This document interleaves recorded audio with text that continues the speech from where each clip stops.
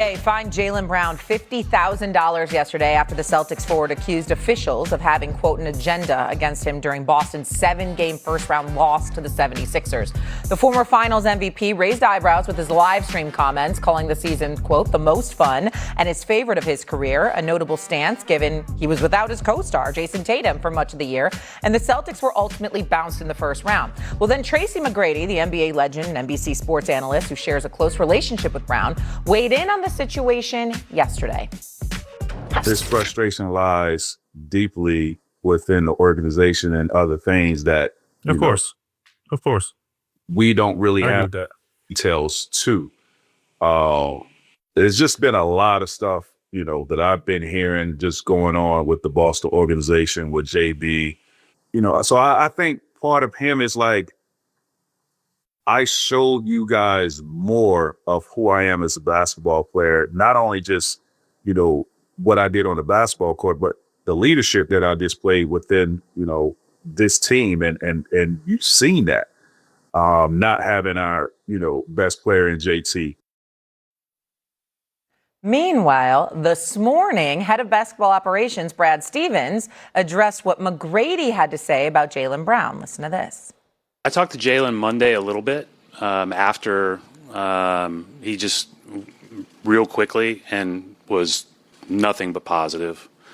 He has not expressed those frustrations to me. We've been here 10 years together, and I do think that, obviously I love JB and everybody around here loves JB. And, I think just like any of our other guys, as we get to the end of the season, I'll be here and my door's always open. So Brad Stevens clarifying a little bit. Obviously, you heard what T-Mac had to say. We heard Jaylen Brown on his live stream. Stephen A., what do you make of all of this? First of all, a couple of things. When Vince Carter and Tracy McGrady speak, we should listen. Absolutely. Two great guys, two great basketball players, and Doggy, they're honest brokers. They don't lie. They ain't two-faced. They ain't phony. They're doing a great job, covering the NBA. But more importantly, anybody that's covered the game, they're good people. And they know what the hell they're talking about. And Vince is more kind, in his delivery and his presentation. Tracy McGrady is more fearlessly in your face. But when both speak, you need to listen. They bring tremendous credibility. And I know that. And if Tracy McGrady says that about Jaylen Brown's comments, you damn well better listen, because he knows what he's talking about. So let's get that out the way first. Keep up the great work, fellas. Keep doing y'all thing. Secondly, when it comes to Brad Stevens, respectfully, here's what I don't care about with the organization. And I'm a fan of Brad Stevens. I know he didn't win the championship. He didn't get him to the finals. But damn it, he coached them to several berths to the Eastern Conference Finals. The man can coach. And I think he's been a hell of an executive for the Boston Celtics. I'm a fan of Brad Stevens. But I don't particularly want to hear, because here's the thing that I would say to people. If it was completely, totally true what Jaylen Brown was saying, would you tell us? No, you wouldn't. You'd keep it to yourself. So guess what? I don't give a damn what he has to say about this. You ain't gonna tell us if it was true. You understand? So you saying that you implying that it's false means nothing to me. Correct. Absolutely nothing. Correct. Jaylen Brown, Doggy, is smart. He's an all-world player. He went out there and he proved himself this year and deserved all the credit in the world. But you snatched it away from yourself because you gave up a 3-1 lead. You lost to the Philadelphia 76ers, a Boston Celtics team that has never, a franchise that never gave up a 3-1 league in the postseason, did it for the first time on your watch, okay? You got to own that. And instead of owning it, the first thing that came out of his mouth is that he was complaining about officiating and he was complaining about flopping. No, it's a bad look. He might have some argument. You know how I felt about him getting ejected from that San Antonio game. I thought that was the beginning of the end of his MVP run, and I thought he was robbed of that, and it really ticked me off that an official would do that to him. And he's right when he says that sometimes that unfavorable treatment comes in his way for a variety of reasons, because I told y'all before, he's not liked by some of these people, and it's not fair to Jaylen Brown. But he did not help himself at all by losing a 3-1 lead as a Boston Celtic and coming out of your mouth, and the first word out of your mouth is flopping and officiating. And then you do you do in the same video, what do? You talk about how this is your best, you had the best time this year. This was a better season than the year you won a championship. Why? All of a sudden, that's about you. That's not about the Celtics. That's not about your teammates. It's certainly not about Jason Tatum. And if it was about Jason Tatum, it was about Jason Tatum having to sit down so you could elevate your shine. And as Doggy would say, that's at the expense of the team. I'm not saying that Jaylen Brown feels this way. I'm saying his words came across that way. He's responsible for what he projects. That's what he projected. That's what people are saying about him right now, and that's what he's going to have to live with all off season because nobody's going to forget that he said that. Two big decisions are coming right here, and this will be way more important than words. Here come some actions. Number one, the Celtics have to decide whether they are moving forward with these guys and this style of play. They've been together for years, as Brad Stevens said. They got to decide if they're going to keep shooting 60% of their shots as threes, that this is the way they want to play. And here's where the decision comes, guys. In July, they get to offer Jaylen Brown a contract extension, $70 million a year. Now, he has earned it. He just had his best season. That's not what I'm saying here. But once you sign him to that contract extension, you're locked in. In the current NBA, no matter what anybody says, when you got a guy in a long-term deal, they don't want to trade for him. That's right. You just got to accept my words here. You might want to argue with me. Fact. But now I got to move on. Fact. Now I got to move on to the second decision. And that's Jaylen Brown's decision. Does Jaylen Brown want to sign that contract extension with the Celtics? Because if we're going to pay attention to these words and what he's talked about, and he has discussed how he thinks he's underappreciated, and I don't disagree. He is underappreciated in some ways. I also point out he's got a $300 million contract and a Finals MVP. He is not underrated, but he may be underappreciated. Not by the Celtics. By the fans. For sure. You're right. So that's a big decision. When we get to August 1st, because it's, I think, around the end of July, that's got to be decided. If Jaylen Brown has taken that contract, and Stephen A., it's $70 million a year. No. Okay? If he's taken that contract, we'll see you in September. Okay?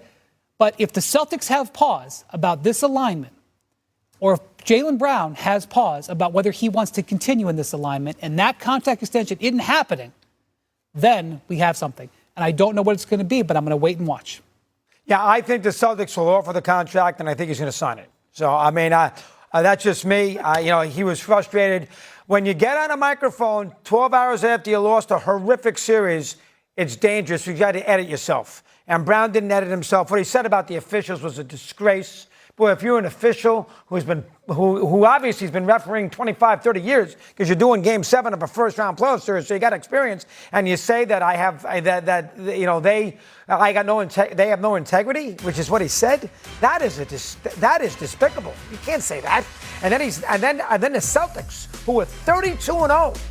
32-0 with a 3-1 lead in the series. And by the way, McGrady blew a 3-1 series lead, too, when he was on Orlando to Detroit. Did they talk about that? About how to handle blowing 3-1 lead? Tracy did talk about that yesterday. Because he blew a 3-1. He didn't have Grant Hill. He blew a 3-1 series lead against the Pistons. Let's not forget that. And he did not play well. And that was Doc Rivers' team. But the bottom line is with Jaylen Brown, when you're the Boston Celtics, all right, and you lose a 3-1 lead to a team like Philly, when you won 57 games, nobody cares about the regular season.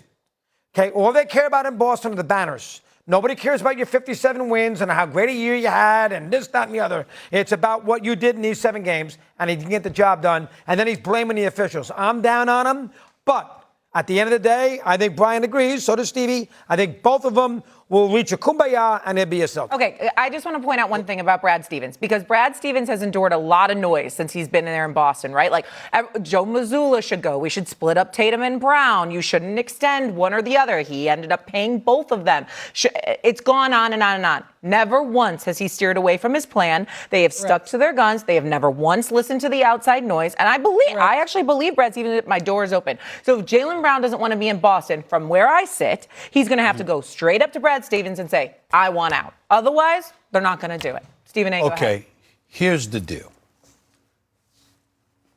Jaylen Brown, I think, has been into 7 conference finals. 6 or 7. 6 or 7, and I think it's 7, and I think Jason Tatum has been in 6. Neither are 30 years old. Correct. Neither. I mean, think about it. And so because of that, you know they have a lengthy future, and there's nothing wrong with investing in them as talent. Correct. The issue is the amount of dollars and how it handicaps you from building the team around them, okay? And that's where Brad Stevens comes in. If you're Jaylen Brown, here's what's dangerous about what came out of his mouth. The fact that he said what he said, and I'm going to trust that Tracy McGrady has heard. I'm trusting. And knows something. I'm telling you, Jorgie, don't doubt Tracy McGrady now. I agree. Don't doubt him. Trust me, he knows something, okay? The fact is this. When you say you got a problem within the organization, why would you have a problem within the organization? There can only be one reason. And that one reason has to be that no matter what, as long as Jason Tatum is healthy, he's going to be number one. He's going to be numero uno, period. That's the only thing that Jaylen Brown could have been alluding to.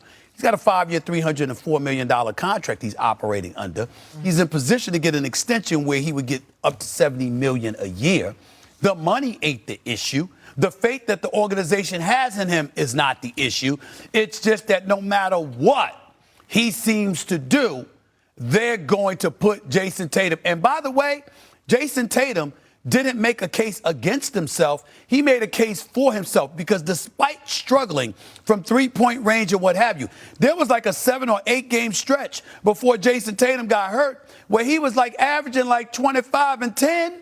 You understand? 25, 10, and 7 or something along those lines. I don't have the numbers in front of me. But the brother was, despite struggling with his shooting, he was still showing you there was a multitude of things to his game that he brought to the table far away from 100%. So as far as I'm concerned, Jason Tatum made an even stronger case for the basketball player that he is. And here's the last part.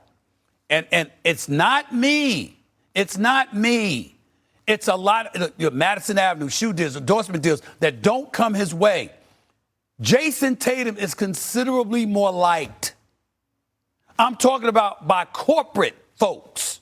He is considered. Look at the commercials. Look at the endorsements. Look at all of that.